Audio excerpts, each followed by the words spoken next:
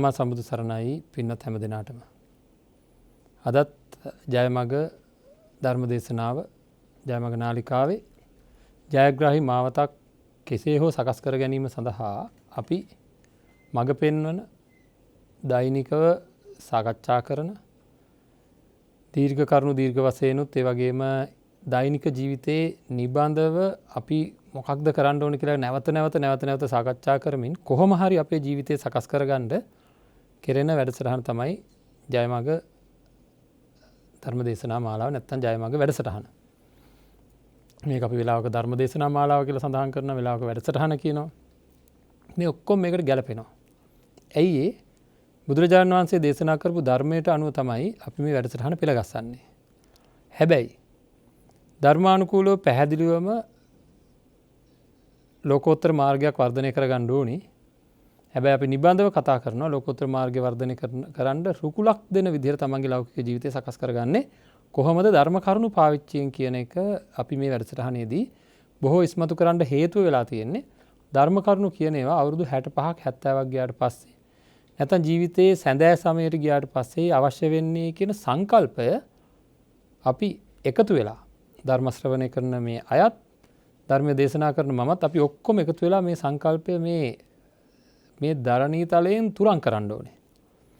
ඇයි මේ ලංකාවෙන් ඒක තුරන් කරන්න ඕනේ කියන්නේ ඒ තරම් හානියක් තවත් නැහැ අපිට. අපේ මේ තියෙන මූලික සංකල්ප මේක ඍණාත්මක ආකල්ප තියෙන එකක්, මේක වැඩක් නැති එකක්, මේක අන්තිම කාලෙට ඕන එකක්, මේක කරොත් එහෙම කිසිම වැඩක් කරගන්න හම්බෙන්නේ නැහැ. මේක මේ පූර්ණ කාලීනව මේ නිකන් අකර්මණ්‍ය මිනිසෙක් අකර්මණ්‍ය කරන එකක් වගේ අදහසක් තියෙනවා. අනිත් එක තමයි මේක අදෘශ්‍යමාන එහෙම නැත්නම් අදෘශ්‍යමාන බලවේගයන් හසුරවන දෙයක් වගේ නිකන් අපි හිතන්නේ. ඒ කියන්නේ මේ දේ කරොත් මේ දේ වෙයි.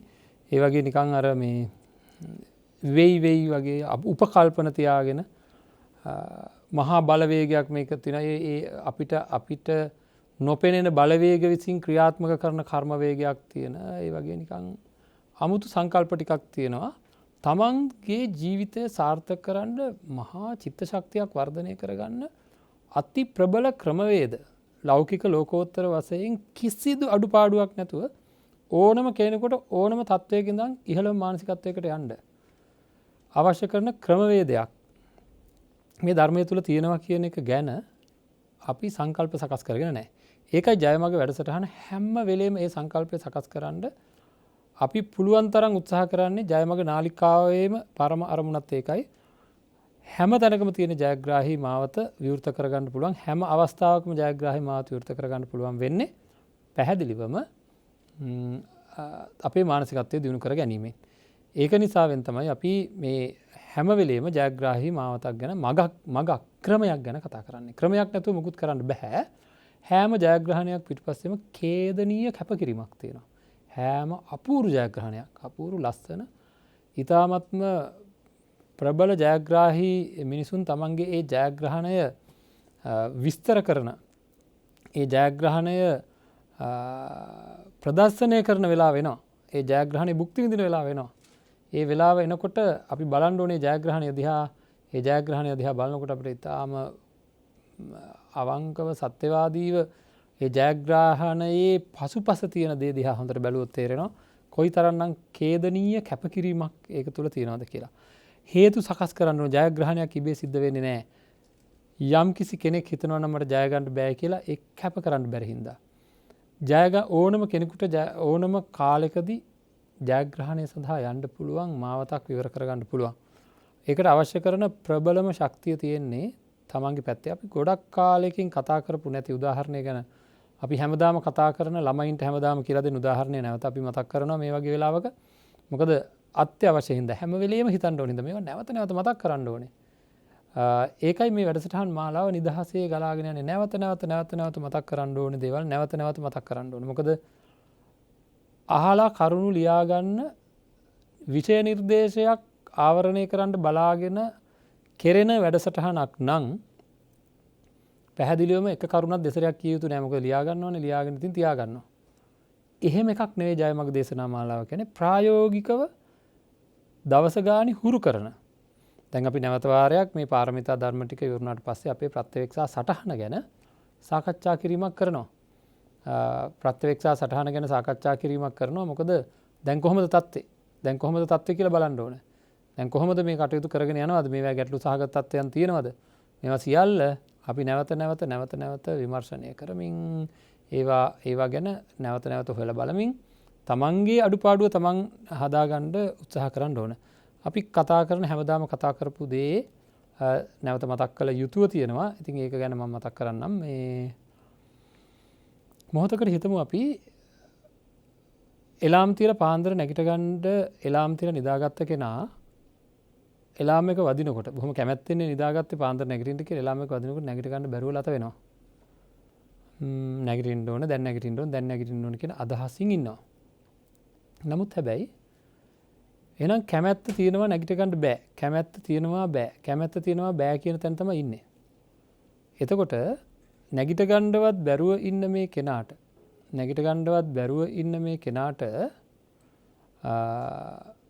ඇඳේ කරපොත් එක්ක ඉන්නවා වගේ දැක්කොත් එයා නැගිටිනවා නෙවෙයි පනිනවා.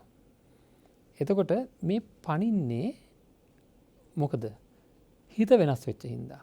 යම් කිසි කෙනෙක් නැගිට ගන්නවත් බෑ කියලා ඉන්න කෙනෙක්. දැන් මේ වැඩ කරන්න ගියාම අනේ මේ මට මේ වැඩේ කරන්න මට ඉගෙන ගන්න බැරි කෙනෙක්. මට භාෂාවක් ඉගෙන ගන්න බැරි කෙනෙක්. මට අහවල් දෙය බැරි කෙනෙක්. මම දක්ෂ නැති කෙනෙක්. කීකේ ඉන්න අයගේ හිත වෙනස් කරගත්තොත් එයාට පනින්න පුළුවන් ශක්තිය ලැබෙනවා. ඒක තමයි අපි හැමදාම කියන්නේ. අපේ මුළු රටටමත් කියන්නේ ඒකයි. ඔය බෑ කීකේ අපි ආර්ථික වශයෙන් දියුණු වෙන්න බෑ කියනවා. සමාජීය වශයෙන් දියුණු වෙන්න බෑ කියනවා. අපේ මිනිසුන්ගේ සංකල්ප සකස් කරන්න බෑ කියනවා. අපිට විනීතව හැසිරෙන සමාජයක් හදන්න බෑ කියනවා. එතකොට පටන් ගන්නත් ඉස්සෙල්ලා ඍජුවම ඔක්කොමලා කියන බෑ අපේ රට හැම හදන්න බෑ. අපේ මිනිස්සුත් එක්ක කොහෙද ඒවා කරන්නේ? නෑ. අපි දකින දෙයක් තියෙනවා. අපේ රටේ ඊටාම සංවේදී මිනිසුන් ඉන්නවා. ඊටාම හොඳ මිනිසුන් ඉන්නවා. ඊටාම අවංක මිනිසුන් ඉන්නවා. තමන්ගේ වගකීම් හරියටම කරන අය ඉන්නවා. පැහැදිලිවම ධර්මයෙන් පෝෂණය වෙච්ච චරිත තියෙනවා.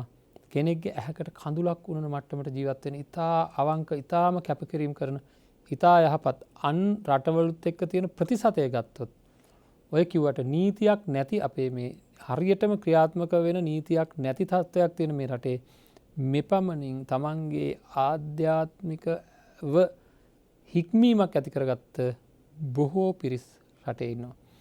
ඉතින් එවැනි අයව බෝ කරන්න පුළුවන්කම තියෙනවා. එවැනි අයට තව 10 දෙනෙක් හදන්න පුළුවන්කම තියෙනවා. මේ බෑ කියන සංකල්පය අපි සම්පූර්ණයෙන් අයින් කරලා එකාවන්ව ඒකරාශීව පුළුවන් තැනකින් පටන් අරගෙන කටයුතු කරන්න ඕනේ. එහෙම කරන අය ඕන තරම් ඉන්න අය ඔක්කොම ඒකරාශී වෙන්න ඕනේ. ඒකරාශී වෙලා තමන්ගේ දියුණුව වගේම සංසාරික දියුණුව පවා ඇති වෙන්නේ තමන්ගේ දියුණුව වගේම අනුන්ගේ දියුණුව බල ගැන හිතලා කටයුතු කිරීමෙන්. එතකොට සංසාරික විමුක්තියකට ඒක හේතු වෙන්නේ බොහෝ පින් රැස් වෙන හින්දා. නිවැරදිම ජීවිතයක් ගතකරනද ධර්මයේ තියෙන බොහෝ දේවල් අපි ඒකරාශී කරගන්නේ ඔන්න ඔය කාරණාව හින්දා. ඉතින් ඒක හින්දා අපි විශාල පරිශ්‍රමයක් දරලා තමන් ළඟ ඉන්න 10-15 දෙනෙක්වත් ඊටාම නිවැරදි මිනිසුන් බවට පත් කරන්න. තමන්ගේ යුතුයකම හරියටම කරන. අනුන් දිහා බලලා අනුන්ගේ පැත්ත බලන්නේ නැති. තමන්ගේ යුතුයකම හරියටම කරන පුද්ගලයන් බිහි කර ගන්න ඕනේ.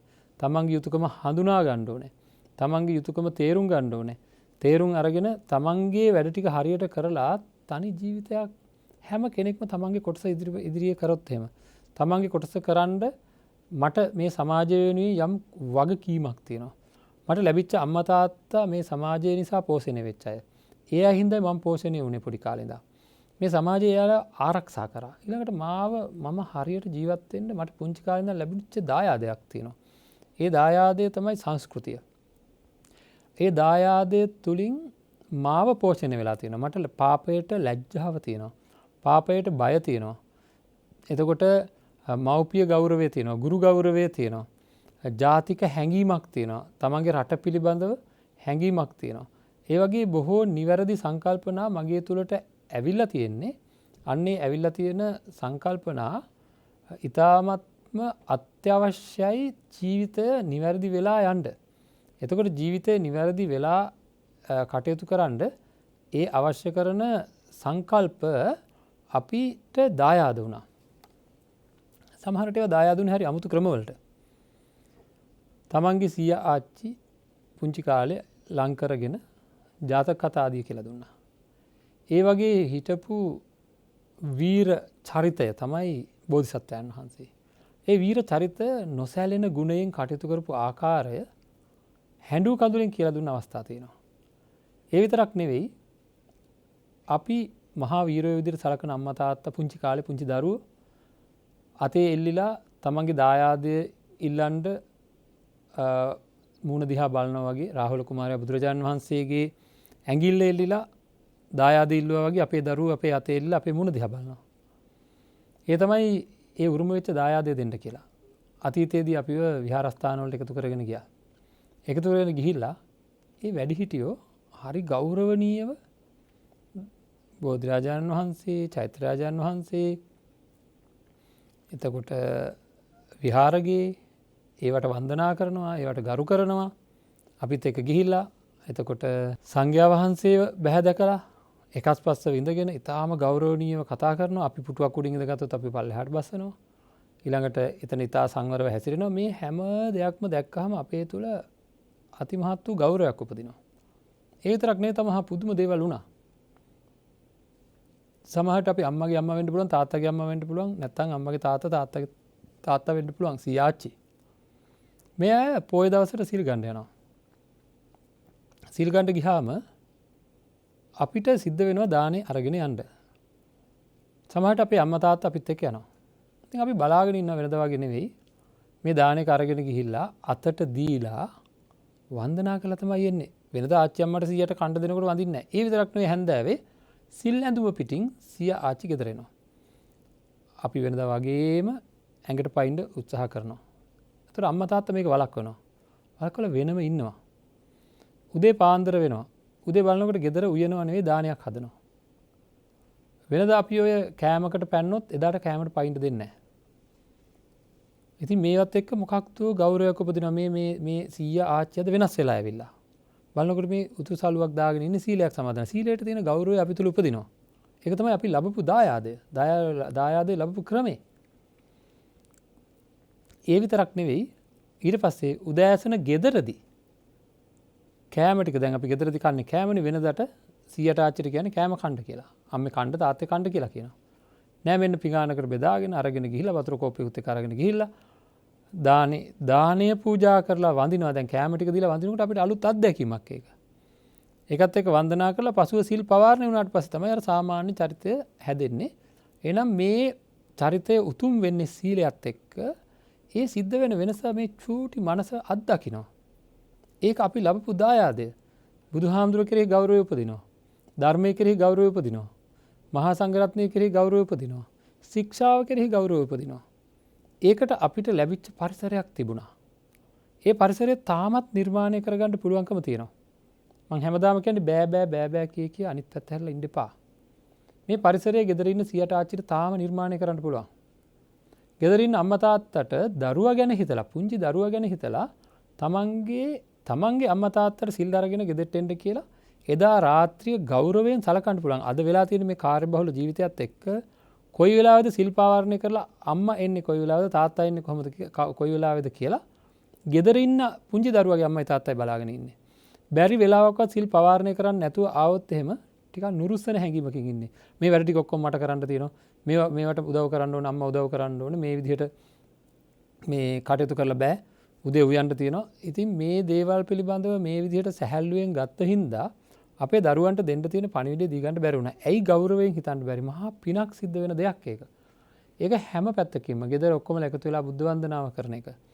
ගෙදර සියලු දෙනා එකතු වෙලා තමන්ගේ ක්‍රමානුකූල ජීවිතය රාත්‍රී ආහාර වේල ගන්නවා. අපි දැන් ජයමග නිවස ගැන කතා කරද්දී මේ දේවල් බොහෝ වශයෙන් කතා කරා.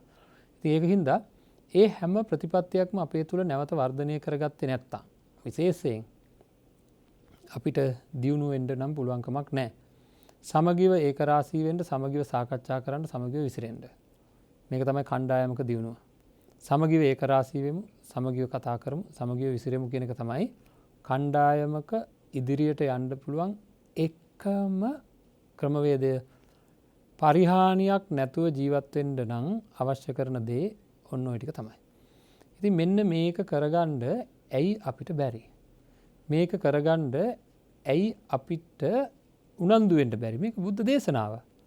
ආයතනයක් නං ගෙදරක් නං වෙනත් කණ්ඩායමක් නං සමිතියක් නං ඒ ඔක්කොම එක අරමුණකින් ඩොර්ම හැමදාම කියලා තින කොන්දේසි විරහිත සමගිය කියලා. රණ්ඩුවෙන්ඩ ඕනෑ.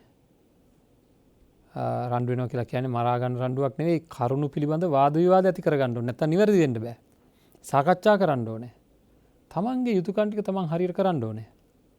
නිවස ගත්තොත් නිවසේ බලන්න මෞතුමිය බලනවා මේක මගේ යුතුකම ඔබම රස්සාාවක් කරනවා නමුත් මගේ යුතුකම තමයි උයලා කණ්ඩ බොඩ දෙන එක මං වැඩිලාභයක් සඳහයි රස්සාාවක් කරන්නේ. එ මගේ වැඩටික අයින් කර ලමන් කරන්න මං මේ රස්සාාව කරන්න බැන එක මගේ වැඩේ ඒක සන්තෝසයෙන් ඉතා සන්තෝසයෙන් සිද්ධ කරන්න ඕන.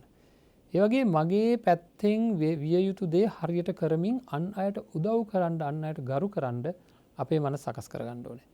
නිවසේ වැඩක් කරනවා නම් එක් කෙනෙක් තමන්ට අයිති කොට සක්තියන හැම්බලේම. දරුවෙක් විදිහට මගේ යුතුකම මෙන්න මේ වැඩි කරන එක. එහෙම නැතුව අපි කොච්චර ගුණවන්ත වෙන්න හැදුවත් ගුණවන්ත වෙන්න බෑ. හැම කෙනෙකුටම තියෙනවා වගකීමක්. මොකද අපි ඔක්කොම එකිනෙකා බැඳිලා තමයි මේ සියලු ජීවිත අරගෙන යන වෙලා තියෙන එකිනෙකා බැඳිලා අපිට තනියම මුකුත් කරගන්න බෑ. මොහොතක් හිතන්න. මාව කවදා හරි එක තැන් වෙනවා. මට නැගිට ගන්න බැරි දවස ආවොත් මට නැගිට ගන්න බැරි දවස ආවොත් අන්න එදාට මොකක්ද වෙන්නේ? අන්න එදාට අනිවාර්යයෙන්ම කාගේ හරි උදව්වක් ඕනමයි. කාටද කියන්නේ? ඒකින්ද හැම වෙලේම අපි හිතන්න ඕනේ එහෙම දවසක් ඇවිල්ලා තියෙනවා ගොඩක් කට්ටියට. දෙන්නෙක් ඕන නැගිටවන්න සමහර වෙලාවට. අන් අයගේ උදව් අනිවාර්යයෙන්ම තමන්ගේ ජීවිතේට ඕන වෙන කාලවල් එනවා. ඒකින්ද අපි බැඳිලා තියෙන අපි එකිනෙකා උදව් කරගෙන ජීවත් වෙන්න ඕන ජීවිතයක් තමයි අපිට ලැබිලා තියෙන්නේ. ඒකින්ද ඒ ජීවිතේ තමන්ගෙන් පැහැදිලිවම අන් අයට ගෞරවනීය උදව් තියෙන්න ඕනේ. එහෙම කරන අය ගැටෙන්නේ නැහැ ජීවිතයත් එක්ක. එහෙම ගැටෙන්නේ නැතුව අපි මොහොතකට හිතන්න අපේ යුතුයකම 100 නම් හැම වෙලේම 150ක් කරන්න බලන්න. හැමෝටම ප්‍රිය පුද්ගලයෙක් වේවි. හැම වෙලේම තමන්ගේ කොටස සන්තෝෂයෙන් කරන ගමන් අනුන්ගේ කොටසකින් භාගයක්වත් කරන්න හැම වෙලේම පුරුදු පුහුණු කරන්න. ඒකත් එක්ක අපි ජීවිත බලාපොරොත්තුවක් තියෙනවා පින්වත්නි හැම නිමේෂයකම සතුටින් ඉඳීම කියන බලාපොරොත්තු තියෙන ජීවිතේ. ළඟ ඉන්න අයත් එක්ක කර්කසව හැපි නොසතුටෙන් ගෙදර ඉන්න ගෙදර සමාජිකයොත් එක්ක හැපි මම මොකටද මේවා කරන්නේ මම මොකටද මේ විදිහට හැසිරෙන්නේ කියලා එහෙම නොසතුටින් හැපි ජීවත් වෙනවා කියන්නේ තමන් පෙරදිලා ඉවරයි. තරහ යන කෙනා කියලා කියන්නේ තමන් පෙරදිලා ඉවරයි. ඇයි මං එහෙම කියන්නේ? හැම දෙයක්ම කරන්න හදන්නේ සතුටෙන් ජීවත් වෙන්න හිත සතුටෙන් තියාගන්න. මොන දේ හරි මොනම ජයග්‍රහණය ආවත් අරගෙන බලන්න හිතයි සතුට වෙන්නේ. හිත නොසතුටෙන් තිබේ නම් කුමන ජයග්‍රහණයකින්වත් ඇති පළක් නැහැ. යම් කිසි කෙනෙක් දුගී පැල්පතක හරි කමක් නැහැ. ඊතා කායිකව කිසිම කායිකව සැපයක් ලබා ගන්න පුළුවන් සම්පත් හීන පුද්ගලයෙක් ඊතා සන්තෝෂයෙන් ඉන්නවා කියලා හිතන්න එයා ජයග්‍රාහී පුද්ගලයෙක්. මොකද අපේ අවසාන බලාපොරොත්තුව සතුට. එතකොට බොහෝ ධනය තියෙන බොහෝ බලය තියෙන කෙනෙක් සත්මහල් ප්‍රාසාදයක ඉන්නවා හැම වෙලේම තරහ ගිහලා හැම වෙලේම මොන හරි කාරණාවකින්ද කිපිලා. එයා පරාජිත පුද්ගලයෙක්. එයාට ලැබිලා තියෙන කිසි දෙයකින් ප්‍රයෝජනයක් වෙලා නැහැ. එතකොට දුගී පැල්පතක කවුරු හරි ගොඩාක් දුකෙන් ඉන්නවා නම් එයා පරාජිත පුද්ගලයෙක්. සත්මහල් ප්‍රාසාදයක යම් කිසි කෙනෙක් ස්ථිර සතුටකින් ඉන්නවා නම් එයා ජයග්‍රාහී පුද්ගලයෙක්. හැම වෙලේම සතුට මත ජයග්‍රහණය තියෙන්නේ. අන් අයත් එක්ක අපි හැපි අපේ තත්ත්වය ගැන හිත අපි යම් කිසි ආකාරයක නිවසේ තමන්ගේ ආධිපත්‍යය ගැන හිතමින් කටයුතු කරන අය ඉන්න නිවස ඒක මහා අපායක් වගේ නිවසක්. ඇයි? එකිනෙකා දෙස බැලීමේදී මහා සතුටක් ඇති වෙන විදිහට ජීවත් වෙන්න පුළුවන් නම් බලන්න කොච්චර ලස්සනද කියලා. ඒකට හැමෝටම ගරු කරන්න ඕනේ. එක්කෙනෙක් දකින්නකොට තව කෙනෙකුට අනේ මේ තැනැත්තාගේ දැන් අපි බලන්න අපිට විෂම පුද්ගලයෝ ආශ්‍රය කරන්න වෙනවා සමහර තැන්වලදී විෂම පුද්ගලයෝ ආශ්‍රය කරන්න වෙනවා තමන්ගේ රැකියා ස්ථානවල බස්වල එද්දී පොදු ස්ථානවලදී. ඒ ඔක්කොම විෂම පුද්ගලයන් ආශ්‍රය කරමින් චිත්ත පීඩාවට පත්වෙමින් කෙනෙක් එනකොට නිවස කියලා කියන්නේ ඒ නිවසේ ඉන්න පොඩි එක්කෙනාගේ ඉඳන් ලොකු එක්කෙනා දක්වාම දැකීමෙන් පවා සතුටක් ඇති වෙනවා නම් දැකීමෙන් පවා සතුටක් ඇති වෙනවා නම් අන්න ඒ දැකීම ඒ නිවස මහා සුන්දරයි. ඒකට බුදුරජාණන් වහන්සේ දේශනා කරන්නේ ප්‍රිය චක්කුවෙන් වාසය කරන්න කියලා. හොඳ මිනිස්සු එකතු වුණාම මොකද වෙන්නේ? එකිනෙකා අතර මහා ප්‍රියභාවයක් ඇති වෙන එක බැඳීමක් නෙවෙයි ප්‍රියභාවයක්. අනේ මේ තැනත්තා කොච්චර හොඳ කෙනෙක්ද, කොච්චර කරුණාවන්ත කෙනෙක්ද. මගේ වැඩ කටයුතු කරන කොච්චර උනන්දුවෙන් කටයුතු කරනවද? මට කොච්චර උදව් කරනවද?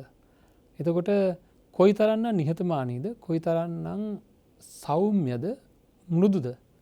ඉතින් ඒ වගේ අපූර්ව ලක්ෂණ වලින් හැබි මිනිසුන් ඉන්නවා නම් අපි වටේ අපි උදේ ඉඳන් හැන්ද වෙනකන් ඉන්නේ පුදුමාකාර සැහැල්ලුවකින්.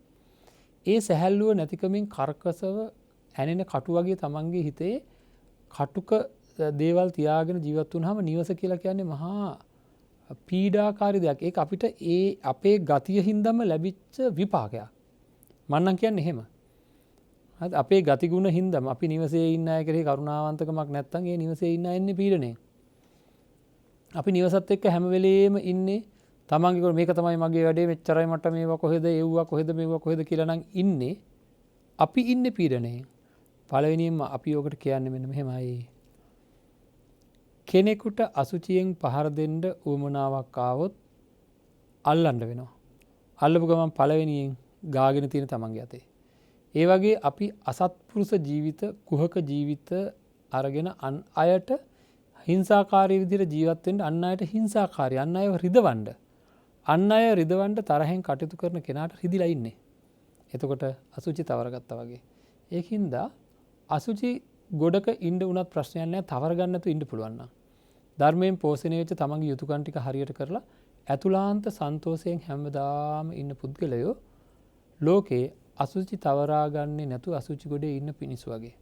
එහෙනම් තමන්ගේ සැනසීම තමන් ඇති කරගන්න හැම වෙලේම ඒ වගේ සතුටෙන් යුතුයකම් ටික 100%150ක් කරන්න. 100යි නම් වෙන්න තියෙන යුතුයකම වැඩිපුර කරලා දාන්න කෝකටත්. ඒක ලාභයක් වෙනවා. ඒක තමන්ගේ අනාගත ආයෝජනයක්. ඒක පැහැදිලි ආයෝජනයක්. මම එක පුද්ගලයෙකුට බලාපොරොත්තු නොවන යම් ආකාරයක උපකාරයක් කරපු අවස්ථාවක් මට හොඳට මතකයි. එවැනි වෙලාවක ඉන් පසු එයින් මට ලැබිච්ච ප්‍රතිලාභ පසුව අපි කිසිම දෙයක් බලාපොරොත්තු නොවුනේ නමුත් ඒ තැනත්තා බොහෝම හොඳ ගතිගුණ තියෙන කෙනෙක් පස්සෙන් පන්න ඒ දුෂ්කර වෙලාවේදී කරපු උදව්ව හින්දා ලුහු බැඳ උදව් කරන්න පටන් ගත්තා. විශාල ලාභයක් සිද්ධ වුණා. පැහැදිලිවම අපි කිසි දෙයක් බලාපොරොත්තු නැතුව උදව් කරාට ඒක ආයෝජනයක් බව මට පසුව දැනුණා. ඒකින්ද ඔබේ ජීවිතේ කවුරු හරි කෙනෙකුට උදව්වක් කරනකොට ඒ තැනත්තාගෙම බලාපොරොත්තු වෙන්න එපා මොකක්වත්. තමන්ගේ යුතුයකම් 100%150 කරලා දාන්න කිසිම ආකාරයක ගැටලුවක් නැතුව. එතනින්ම හම්බෙන්නේ නැහැ. හැබැයි වෙන කොහෙන් හරි බොහෝ දේවල් ලැබෙනවා. කවදාක්වත් කරන කෙනාගෙන් යමක් බලාපොරොත්තු වෙන්න එපා. ඒක අතහැරලම දාන්න. ජීවිතයේ ඊ타ත්ම සාර්ථකම ජීවිතයක් බවට පත් වේවි. පස්සේ තේරෙයි මං අහවල් තැනට අහවල් අයට කරා ඒ කට්ටියගේ මට ගුණයක් තිබුණේ නැහැ. ඒක මට ප්‍රශ්නයක් නැහැ. මෙන්න මේ හම්බෙන්නේ ඒවා තමයි කියලා. මේ අත්දැකීම ලබා ගන්න කියලා මම ආරාධනා කරනවා. මේ අත්දැකීම ලබා ගන්න තමන්ගේ කොටසට වැඩි කොටසක් එළියට දාන්න. තමන්ගේ යුතුයකමක් තියෙනවා. යුතුයකම නම් අතහරින්න එපා. ඒක එහෙම වුණොත් එහෙම ලොකු ගැටලුවක් වෙනවා. යුතුයකම රාජකාරිය. වැඩ කරන තැනක නම් තමන්ට රාජකාරියක් තියෙනවා. ගෙදරක නම් යුතුයකමක් තියෙනවා. ඒ ටික අතහරින්න බෑ. ඒ ටික අනිවාර්යෙන් හරියටම කරන්න වැඩිපුර කරන්න කියලා කිව්වේ ආයෝජනයක් ඒක. බය වෙන්න එපා. ඒක ආයෝජනයක්. වැඩිපුර කරනකොට හිතේ මං වැඩිපුර කරන්න ඕනේ නැහැ කියලා. නමුත් කරලා බලන්න කියලා මං යෝජනා කරනවා. කරලා බලන්න ආයෝජනයක් කියලා කිව්වේ තමන්ට ඒක කොයි පැත්තකින් හරි ලැබෙනවා. මොන පැත්තකින් හරි ලැබෙනවා. ඒක නොලැබී තියෙන්නේ. ඒක මේ ලෝකයේ තියෙන ධර්මතාවය. ඉතින් ඒකින්ද මේ ධර්මතාවයන් වලට පිටින් යන්න බෑ. මේ ලෝකයේත් එක්ක හැප්පිලා ලෝකයේත් එක්ක ගැටිලා ලෝකෙට රවාගෙන ජීවත් වුණා කියලා. ඒක හොඳට මතක තියාගන්න ඕන කාරණාවක්. මම ලෝකෙට රවාගෙන ජීවත් වෙන්නේ. හැම වෙලේම මේ හම්බෙච්ච ජීවිතේ සැනසීමෙන් ඉන්න තියෙන ජීවිතේ ළඟ ඉන්න මිනිස්සු ඔක්කොටම රවාගෙන දත් පිටි කාගෙන ජීවත් වෙනවා කියලා කියන්නේ තමන් හරීම පීඩිත කෙනෙක් බවට පත් වෙලා. ඒක හින්දා අපි හරි සෞම්‍ය ජීවිතයක් ඇති කරගන්න ඕනේ. ඉතින් මේ හැම එකටම අපිට ඕන කරන්නේ උපේක්ෂාව කියන එක.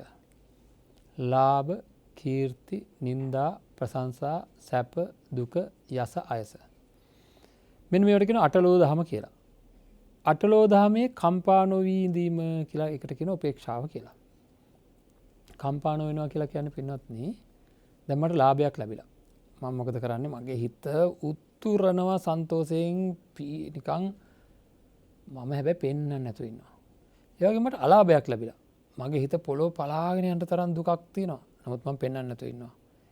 ඒක නෙවෙයි කම්පා නොවීම කියලා කියන්නේ. හිත කම්පා නොවී තියෙන්න ඕනේ. උපේක්ෂාවේ වැටෙන හිත තමන්ට ලාභයක් ලැබෙද්දි අලාභයක් ලැබෙද්දි කම්පා නොවී තියෙන්න ඕනේ. තමන්ට නින්දාවක් ලැබෙද්දි ප්‍රශංසාවක් ලැබෙද්දි කම්පා නොවී තියෙන්න ඕනේ. තමන්ගේ හිත දිහා තමන් බලන්න. එහෙම අකම්පිත හිතක් සකස් කරගන්න ධර්මයෙන් පෝෂණය වෙන්න ඕනේ. ඒකට අනිත්‍ය සංඥාව ඕන වෙනවා. ඒකට අනාත්ම සංඥාව ඕන වෙනවා. ඒකට අසුභ සංඥාව ඕන වෙනවා. ඒකට ආදීනව සංඥාව ඕන වෙනවා. මේවා මහා ගැඹුරු දේවල් නෙවෙයි. ඕන තරම් අපි අනිත්‍ය සංඥාව කතා කරලා තියෙනවා. මේ ඇහෙන මානයේ ඉන්න මේ ධර්මයේ ඇහෙන මානයේ ඉන්න අනිත්‍ය සංඥාව වර්ධනය කළා නැත්නම් හොයන්න. ඒක තරුණ ජීවිතයට අත්‍යවශ්‍ය දෙයක්. එහෙම නැතුව මේක කරන්න පුළුවන් කමක් නැත්තේ නෑ. ඉතින් ඒක හින්දා අපි ඊ타ත්ම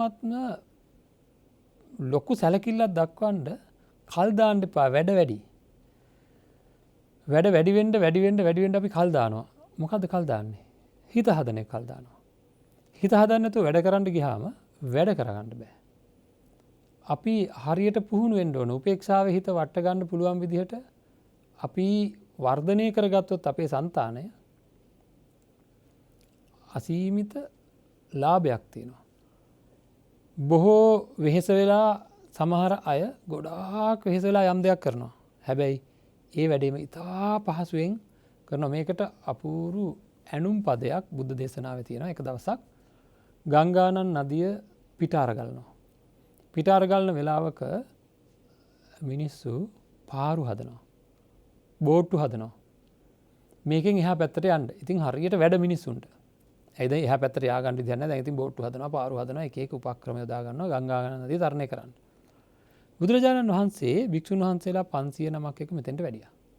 වැඩලා ධර්මයේ සඳහන් වෙන්නේ වක් කරපු අතක් දිගාරින වගේ කෙටි කාලෙකින් එර්දියෙන් එහා පැත්තට වැඩියා. වැඩලා තමයි අනුම් පදයක් දේශනා කරේ. නුවණ තියෙන මිනිස්සු ඊටාම සුළුවෙන් ඊටාම පහසුවෙන් කරන වැඩ. දැන් නුවණ තියෙන මිනිස්සු තමන්ගේ ජීවිත අවබෝධය ඇති කරගෙන කෙටි කාලෙකින් අර ගඟෙන් එගොඩට වැඩම කරා. ඒ කෙටි දෙයක් යොදවන්න තියෙන දේ කරන්න නුවණ නැති මිනිස්සු අන්නරේ පාරු හදනවා, බෝට්ටු හදනවා, ගොඩ මහන්සි වෙනවා. ඒ කියන්නේ මේ ඔක්කොටම රහත් වෙලා එර්දියෙන් යන්න කියන එක නෙවෙයි මේ කියන්නේ. තමන්ගේ නුවණ පාවිච්චි කරලා, තමන්ගේ මානසිකාරය නිවැරදිව පාවිච්චි කරලා පහසුවෙන් කරන්න පුළුවන්, ලබා ගන්න පුළුවන් සැනසිලිදායක ක්‍රමවේද. ඒ ඔක්කොම තියෙද්දි සමහර අය මහා කර්කශ ක්‍රම පාවිච්චි කරමින් ගොඩාක් වෙහෙස වෙනවා. ඒකින්ද හැම වෙලේම බලන්න ඕන තමන්ගේ මානසිකත්වය ගැන. ඉතින් උපේක්ෂාවේ හිත වට ගන්න අවශ්‍ය කරන ධර්මය අපි දන්න උපේක්ෂාව කියන්නේ පාරමිතාවක්. අපි පාරමිතා කතාවේ ප්‍රායෝගිකව කතා කරන අවසාන පාරමිතාව තමයි උපේක්ෂාව කියලා කියන්නේ. කෙනෙකුට හිතන්නවත් බෑ උපේක්ෂාවේ තියෙන කරුණු බොහෝ දේවල් අපි නිවන් මඟ විමසුමේදී අපිට පුළුවන් සාකච්ඡා කරන්න ශාස්ත්‍රීය කරුණු. නමුත් මෙතන අපි කතා කරන්නේ නිවන් මඟ විමසුම නෙවෙයි, ජයමග දේශනාවේදී අපි කතා කරන්නේ අපේ ජීවිතය ප්‍රායෝගිකරණය කරගන්න විදිහ. ධර්ම කරුණුත් එක්ක අපි ජීවත් වෙනවා නම් ප්‍රායෝගිකව මේ උපේක්ෂාවේ හිත වට ගන්න ඕන කියන එකයි මේ කියන්නේ. කම්පා නොවන මට්ටමකට හිත පුහුණු කරන්න ඕනේ. එහෙම පුහුණු කරන්න කම්පා නොවන පළවෙනි කම්පාව තියෙන පසුතැවීම.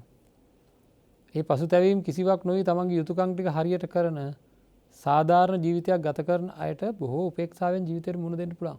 තමන්ට කවුරු හරි ගොඩක් උදව් කරනවා කියලා හිතන්න. යම් කිසි කෙනෙක් තමන්ට ගොඩක් උදව් කරනවා නම් කළ යුතු දේ ඊට වැඩි උදව් කරන්න ඕනේ. ඊට වැඩි යුතුයකම් කරන්න ඕනේ. ඇයි ඒ? තියාගන්න එපා පසුතැවීමක් ඇති වෙන කිසිවක්. ඇයි? පසු කාලීනව යම් ගැටලුවක් ආපු වෙලාවක මට අහවල් උදව්ව කරන්න බැරි වුණා කියලා පසුතැවෙන්න පුළුවන්. එහෙනම් හැම වෙලේම ණය නැති කෙනෙක් වෙන්න ඕනේ. කාටවත් ණය වෙලා ජීවත් වෙන්නේ නැතුව ශ්‍රමයෙන් උදව් කරනවා නම් ශ්‍රමයෙන් උදව් කරන්න පුළුවන්, ධනෙන් උදව් කරනවා නම් ධනෙන් උදව් කරන්න පුළුවන්, ධනෙන් උදව් කරන කෙනාට ශ්‍රමයෙන් උදව් කරන්න පුළුවන්. කොහොම නමුත් අනිත් පැත්තට හැරිලා බලනකොට ඒ පුද්ගලයාගේ මානසිකත්වයෙන් අනේ මං උදව් කරාට වැඩිය මේ තැනත්ත මට උදව් කරනවා කියලා තමන් ගැන දැනෙන්න ඕන අනිත් අයට. අන්න ඒ විදිහට අපේ ජීවිතය තමන්ගේ හිතෙන් නිදහස් වෙන්න. හිත උපේක්ෂාවේ වට ගන්න පුළුවන් විදිහටම ජීවත් වෙන්න. නම්‍යශීලී විය යුතු තැන ඊටාම හොඳින් නම්‍යශීලී වෙන්න. ඍජු විය යුතු තැන ඊටාම හොඳින් ඍජු වෙන්න. හැබැයි ඒ ඍජුභාවය තුළ මෘදුභාවය තියෙන්න ඕනේ. ඒක කර්කශ ඍජුභාවයක් වෙන්න බෑ.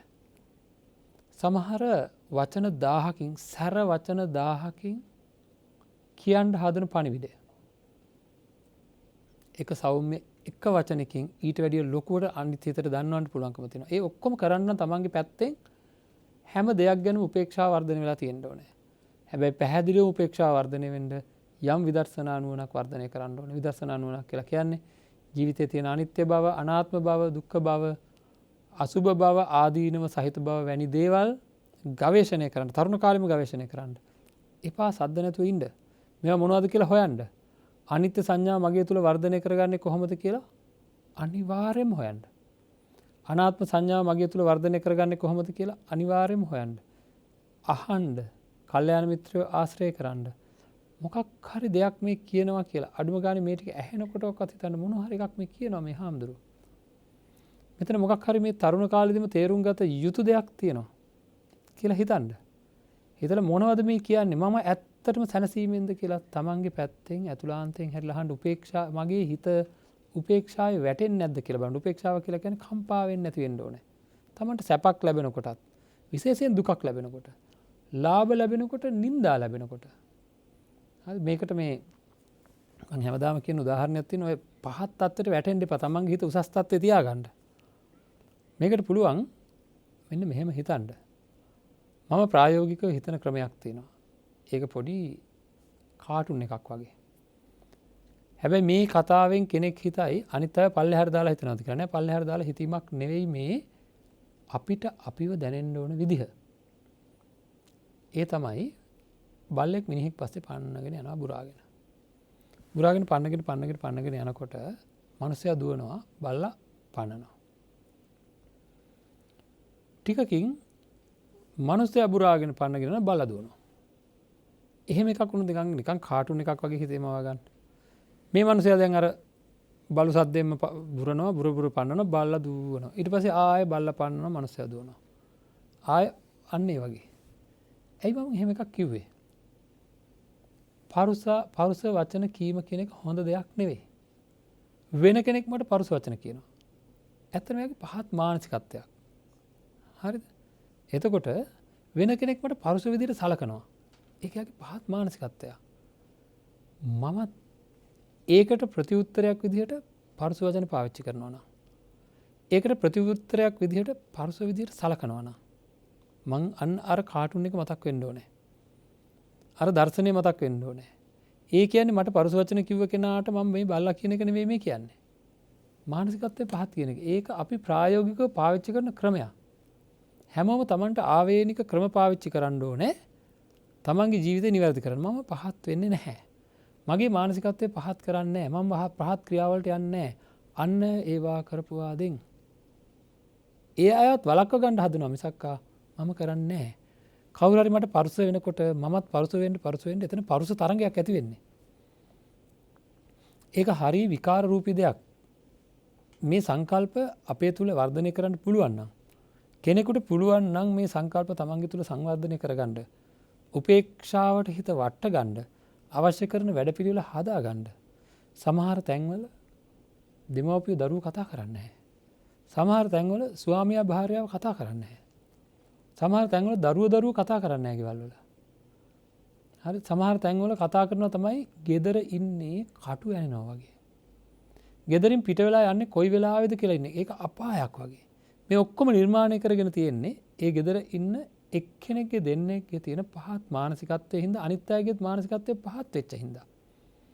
එහෙම පහත් නොවී තියෙන්න නම් උපේක්ෂාවේ හිත වැටෙන විදිහට අපි අපේ හිත සකස් කරගන්න ඕනේ. ඒක පාරමිතාවක් බව සලකන්න. කරුණුකාරණා සහිතව අන් අය බනිද්දී නොබැන ඉන්න, අන් අය ගහද්දී නොගහ ඉන්න අපිට හැකියාව තියෙනවා නම් යුද්ධයක් දිනුවා හා සමානයි. ඒ කියන්නේ නිවට වෙලා ඉන්න කියලා නෙවෙයි කියන්නේ, ඒවා වළක්ව ගන්න. නමුත් ඒ තැනට වැටෙන්න එපා. යම් කිසි කෙනෙක් ඒ තැනට වැටෙනවා නම් අන්න ඒ වැටීම සුදුසුම නැහැ. ඒ වැටෙන එක හරියන්නෙම නැහැ. ඒක හින්දා අපි බලන්න ඕනේ හැම වෙලේම බලන්න ඕනේ මේ කාරණාවන් කොයි විදිහකින් හරි අපේ පැත්තෙන් සකස් කරගන්න. මේ කියන කාරණා පැහැදිලිවම අපේ සැනසීම උදා කරන කාරණා. අපේ නිවීම ඇති වෙන කාරණා. ආය මං කියනවා. හැම වෙලේම සැලකිලිමත් වෙන්න.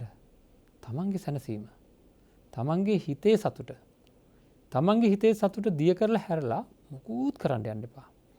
තමන්ගේ හිතේ සතුට තියාගෙනමයි හැමදේම කරන්න ඕන. ආයුධය අතට ගන්න ඕන නම් ආයුධය අතට ගන්න ඕන තමන් ආරක්ෂා වෙලා. අන් අයගේ ආයුධ වලින් තමන්ගේ පැත්ත කැපෙන්නේ නැති වෙන්න ඕනේ. තමන්ට ප්‍රහාර එල්ල වෙන්නේ නැති වෙන්න ඕනේ. ඒ කියන්නේ අන් අයට හිරිහැර කරන්න කියලා නෙමෙයි මේ කියන්නේ. ආයුධය කියලා කිව්ව මං අනිත් අය මෙල්ල කරන දේවල්. අනිත් අය මෙල්ල කරන්න තියෙන එකම දේ තමයි තමන් හරි පුහුණුවක් ලබා ගන්න එක. මං හැමදාම ඒක කියනවා. දැන් ඒකින්ද ලාභ අලාභ මේවා කටපාඩම් කරගෙන නිකන් මේ අටලෝ දහම කියන්නේ ලාභ අලාභ නින්දා ප්‍රශංසා සැප දුක යස ආයස කියලා නිකන් ඉන්න එපා. පැහැදිලිවම ලාභය අලාභය කියන එක තමන්ට සිද්ධ වෙන අවස්ථා අරගන්න ඕනේ. අරගෙන ඒ තැන්වලදී පැහැදිලිවම අකම්පිතව ඉන්න පුළුවන් හිතක් තියෙනවද කියලා ප්‍රායෝගිකව හිතලා බලන්න. සැප ඇති වෙනකොට දුක් ඇති වෙනකොට සමහර කට්ටිය හරියට කම්පා වෙලා හරියට කරදරකාරී තත්ත්වයන් හිතවල ඇති කරගන්නවා. අකම්පිතව ඉන්න පුහුණු කරන්න ඕනේ. අකම්පිතව ඉන්න පුහුණු කරපුවාම තමයි අපිට පුළුවන්කම තියෙන්නේ ඔන්න ඔය කියන මානසිකත්වය අපේ තුළ වර්ධනය කරගන්න. ඒක පුහුණු කරන්න ඕනේ. ඒකට ධර්මානුකූල මානසිකත්වයක් ඇති කරගන්න යම් විශාල උත්සාහයක් ගන්න ඕනේ හැම වෙලාවකම වගේ. එහෙම නැත්නම් ඒක කරන්න පුළුවන්කමක් නැත්තේ නෑ. ඉතින් ඒකින්ද මේ උපේක්ෂාවට දැන් දුකක් ඇති වෙනකොට සැපක් ඇති වෙනකොට නිකන් හිත ක්‍රියාත්මක කරන්නේ දෙවිදිහකට නම් දුකක් ඇති වුනහම ලොකු පීඩනයකට ඇවිල්ලා. ලොකු පීඩනයකට ඇවිල්ලා දුකක් ඇති වුනහම අර මෝඩකමෙන් යුක්ත මිනිස්සුયો ඒ කියන්නේ සම්මෝහ විපාකේ ලැබිලා නම් කළු කලේ ඔළුව ගහ ගන්න හදනවා නම් ඒකෙන් කම්පිත නම් ඒ කම්පිත භාවය කියන්නේ විදර්ශනාවේ බිඳුවේ. ඒ විතරක් නෙවෙයි කම්පිත නම් ඉක්මනට බලන්න මේ කම්පිත භාවය නැති කරගන්න ඊළඟ වතාවේදී දුකක් එනකොට ඒ කම්පිත භාවය නැති කරගන්න මම මොකද්ද කරන්න ඕන කියලා තමන්ගේ හිත රැකගෙන ලෝකයේත් එක්ක ගනුදෙනු කරන්නම ඕනේ. ලෝකයේත් එක්ක ගනුදෙනු කරන්න ඕනේ තමන්ගේ හිත උපේක්ෂාවේ තියාගෙනමයි. එතකොට තමයි අපි නියම ශක්තිමත් පුරුෂයෙක් බවට පත් වෙන්නේ. සම්මා සම්බුදුරජාණන් වහන්සේගේ බෝධිසත්ව අවධිය උපේක්ෂා පාරමිතා පුරන්නේ තමන්ගේ సంతානය අන් අය ඇවිල්ලා තමන්ගේ අතපය කැපුවත් උපේක්ෂාව කියන එක අයින් වෙන්නේ නැති විදිහට හිත සකස් කරමිනුයි පාරමිතා පුරන්නේ. අන් අය ඇවිල්ලා අසාධාරණ ආකාරයට තමන්ගේ ජීවිතය පැහැරගත්තත් ඒතෙන්දි නිවට නොවි ඒ සඳහා ඉදිරිපත් වෙලා ක්‍රියාත්මක වෙලා කළ යුතු දේ කරලා නොකළ යුතු දේ කරනවා. නොකළ යුතු දේ නොකර ඉන්නවා. හැබැයි තමන්ගේ හිත උපේක්ෂාව තියාගෙන මේ හැම දෙයක්ම කරන්නේ. ඒක පුහුණු කරන මහා බෝධිසත්වරයෙක් මොකද කරන්නේ? හැම නිමේෂයකම හැම කරුණකදීම තමන්ගේ හිත උපේක්ෂාවේ තියාගන්න පුහුණු කරනවා. තමන්ගේ හිත උපේක්ෂාවේ තියාගන්න පුහුණු කරනවා. අන්න ඒ පුහුණුව හැම නිමේෂයකම තියෙන්න ඕනේ. හැම අවස්ථාවකම තියෙන්න ඕනේ. අන්න ඒ පුහුණුව හැම වෙලාවකම බෝධිසත්ව චරිතයේ ලක්ෂණය තමයි තමන්ගේ හිත අපගමනය වෙන්න නොදී. තමන්ගේ හිත දුකටපත් වෙන්නේ, උද්දාමයටපත් වෙන්නේ, නොසන්සුන් වෙන්නේ, පසුතැවිල්ලටපත් වෙන්න නොදී ගින්දරෙන් වැඩ ගන්න අපි. ගින්දර කියන්නේ භයානක පිච්චෙන දෙයක්. නමුත් දක්ෂයා ගින්දරෙන් වැඩ ගන්නවා. දන්න කෙනා, අන්නේ විදිහට ලෝකය ගැන දන්න කෙනා, හිත ගැන දන්න කෙනා මොකද කරන්නේ? ධර්මය තුලින් පෝෂණය වෙච්ච අය සමාජයේ පාවිච්චි කරනවා. ලෝකේ පාවිච්චි කරනවා. කොහොමද තමන් ගිනි තියාගන්නේ නැතුව. ඒ සඳහා දක්ෂ වෙන්න ඕනේ. ඕනම මිනිසෙකුට මේ තැනට එන්න පුළුවන්. ඒ සඳහා පුහුණු වෙන්න ඕනේ. එන්න පුළුවන් කියලා කියන්නේ මම නෙවෙයි. එන්න පුළුවන් කියලා බුදුරජාණන් වහන්සේ. මේකට කියනවා කුසලයක් වර්ධනය කරගන්නවා කියලා. කුසලයේ වර්ධනය කරගන්න ඕනම කෙනෙකුට පුළුවන් බව බුදුරජාණන් වහන්සේ දේශනා කරලා තියෙනවා. මහණෙනි කුසලයේ වඩන්න ඇයි මං කුසලයේ වඩන්න කියන්නේ? ඒක කරන්න පුළුවන් හින්දා බැරි නම් මම කියන්නේ නෑ කියලා දේශනාවේ සඳහන් කරලා තියෙනවා. බැයි නම් මං කියන්නේ නෑනේ. ඒ කියන්නේ කුසලයේ වඩන්න පුළුවන් කියන එකයි. අපි හැම වෙලේම හැම නිමේෂයකම ඔය අදහසින් ඉන්න ඕනේ. උසස් මානසිකත්වයේ තියෙන මිනිස්සු මේ ලෝක රසය අපූර්වට විඳිනවා. සාමාන්‍ය උසස් මානසිකත්වයක් නැති මිනිස්සුන්ට රත් වෙන, දැවෙන, පිච්චෙන මේ ලෝකයේ තියෙන සිද්ධි හමුවේ උසස් මානසිකත්වයක් ඇති කරගත්ත මිනිස්සු සුවදායක වේ සිද්ධි වලට මුහුණ දෙනවා. තමන්ගේ හිත පුච්ච ගන්නේ නැතුව ගින්දර පාවිච්චි කරනවා කිව්ව එකයි. තමන්ගේ හිත අවුලුවා ගන්නේ නැතුව ගින්දරත් එක්ක ජීවත් වෙනවා කියලා කියන්නේ ඒකයි. ඉතින් ඒක හින්දම අපි හැම වෙලාවකම බලන්න ඕනේ අපේ ජීවිතය ඊ타මත්ම නිවැරදි කරගන්නවා කියලා කියන්නේ හිත හැම නිමේෂයකම සතුටෙන් ඉන්නවා කියන එකයි. ඒ සඳහා කළ යුතු නොකළ යුතු දේ දැනගෙන කළ යුතු නොකළ යුතු දේ කරමින් අපේ ජීවිතය ඊ타මත්ම නිවැරදි තැනකට සංවර්ධනය කරගන්න ඕනේ. ඒකට තමයි අපි මේ කරන හැම කටයුත්තක්ම කරන්නේ. හැම දෙයක්ම කරන්නේ. ඉතින් ධර්මය තුලින් පෝෂණය වුණාම නොසැලෙන මනසක් අපේ තුලින් ඇති කරගත්තාම ලෞකික ජීවිතය අරගෙන බලන්න. පොඩ්ඩක් හරි සැලීමක් ඇති වෙනවා නම් ජීවිතේ පොඩ්ඩක් හරි සැලීමක් ඇති වෙනවා නම් ගමන යන්න බෑ. තමන්ගේ ජයග්‍රාහී ඉලක්කයට යන්න පුළුවන් කමක් ඇත්තේ නැහැ. ඉතින් ඒක හින්දාම අපි හැම නිමේෂයකම බලන්න ඕනේ කොහොම හරි කරලා තමන්ගේ ඒ අවශ්‍ය කරන වැඩපිළිවෙල හැම පැත්තකින්ම සාර්ථක කරගන්න හැම වෙලේම බලන්න ඕනේ. ඒ තමන්ගේ ජයග්‍රාහී මානසිකත්වය ඇති කරගන්න හැම නිමේෂයකම උත්සාහ ගන්න ඕනේ. ඒ සඳහා ධර්මය තුලින් අපිට ලොකු පෝෂණයක් ලැබිලා තියෙනවා. අපිට ක්‍රමවේදයක් ලැබිලා තියෙනවා. උපේක්ෂාව ඇති කරගන්න අවශ්‍ය කරන හැමදේම විදර්ශනාව තුළ විතරක් නෙවෙයි සමතය තුලත් තියෙනවා. ඒ විතරක් නෙවෙයි සීලය හරියට සමාදන් වෙලා තමන් හරියට මම අපි දැන් කතා කරා වගේ යුතුයකම් කරමින් නිවැරදි ජීවිතයක් ගත කරන කෙනෙකුට හොඳටම පුළුවන්කම තියෙනවා කාලානුරූපව ටිකෙන් ටික නිවැරදි වෙමින් උපේක්ෂාවේ හිත වර්ධනය කරගන්න.